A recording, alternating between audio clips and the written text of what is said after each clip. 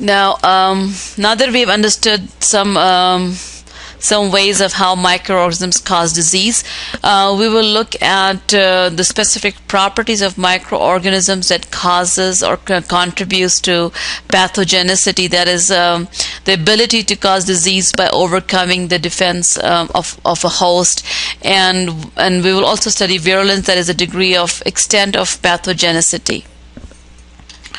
So first we want to see is how do microbes enter the host. I mentioned in the previous slide and in the beginning, and here we will go into a lot more detail about the different routes that the microbes use to enter the host.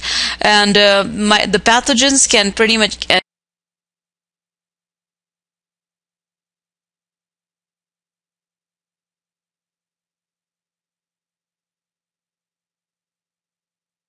bacteria and viruses gain access to the body by penetrating through the respiratory tract, the GI tract, the UTI, conjunctive iris, which are all delicate membranes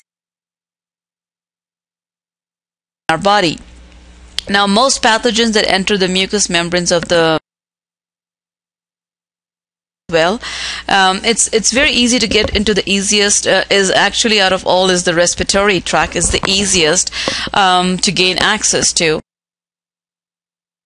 Inhale mouth, or they are in the or through drops of moisture and dust particles, and they can be contracted via for example, someone sneezing around you or coughing, such as someone exposed to common cold, pneumonia, or TB, influenza, measles, and smallpox.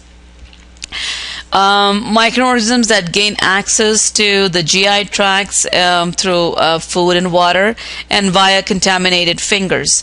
Most microbes that enter the body in this way are destroyed initially by the lower pH of the stomach, that is the HCl present in the stomach, and the enzymes that are released through the bile and the small intestines.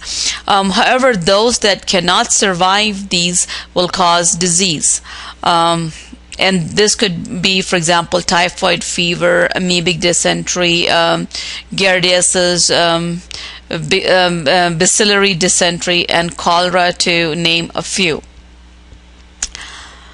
Another way of entry is through the UTI, and these microbes that enter through the UTI are usually the sexually transmitted infections, the STIs or ST, and they may penetrate an unbroken mucous membranes, and some can actually enter through a cut or abrasion, for example, and through genital warts, chlamydias, and HIV infections. Another way that infections can enter is also through the delicate membranes that are present on our eyeballs and eyelids, and that is the conjunctive iris, which is a very delicate membrane that covers the eyeballs. And for example, there are certain conjunctivitis or trachoma or ophthalmia that are acquired through these.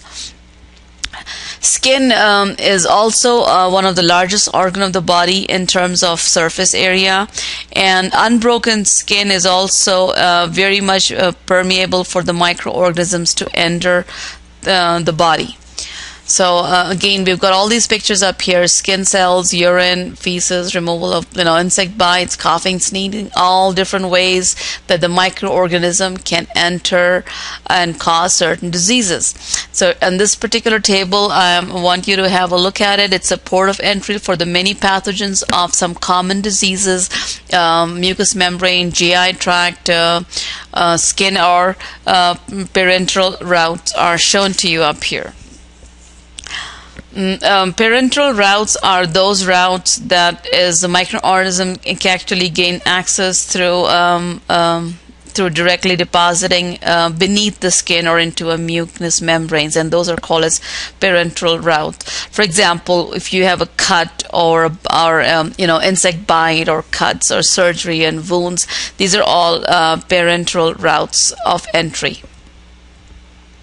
So here is the picture of somebody being exposed to an injury, and those are parenteral routes.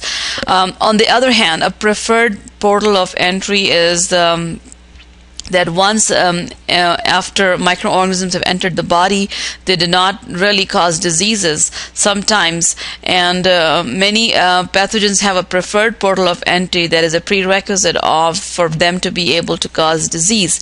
If they gain access to the body by another portal of entry, disease, for example, may not take place. For example, the bacteria typhoid fever or Salmonella typhi that is produces all the symptoms when swallowed, but if it is rubbed on the skin, no reaction will take place.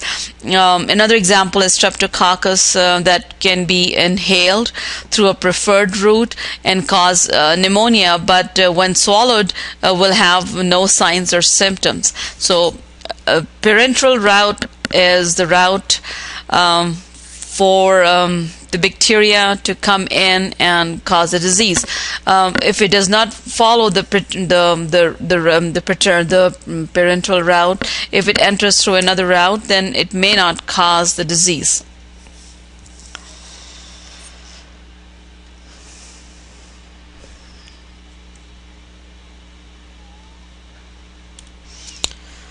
So hope you got this clear between the parenteral route and the preferred route.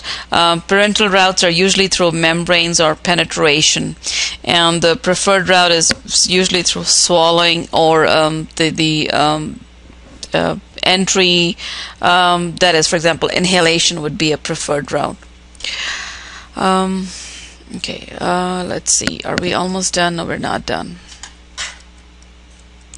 How many microbes does it take to cause a disease? The number of invading microbes, for example, is the number of the virulence. That is, the virulence of a microbe is often expressed in this term of ID, which means infectious disease for 50% of the population. The 50 is not an absolute value, however. It is a comparison between the virulence and an experimental condition. For example, up here you can see the Bacillus anthrax. If it enters through the skin, the ID is 50, inhale 50, and gastro 50, which means that the ID of 50 is through the cutaneous anthrax, and it will release 10 to 50 endospores. The ID for inhalation for anthrax is about 10,000 to 20,000 endospores, and for the intestinal anthrax is ingestion of 250,000 to 100,000 endospores. So it gives a general idea of relative virulence under experimental condition. For some toxins, the LD of 50 can be a toxic condition because it produces a toxin that will cause 50% of the population to die. For example, the botulism toxin in mice has an LD 50. I think we're going to take a break here. This was a lot shorter lecture for you, and then we will go into bacterial pathogenic properties as the last part of this week's lecture.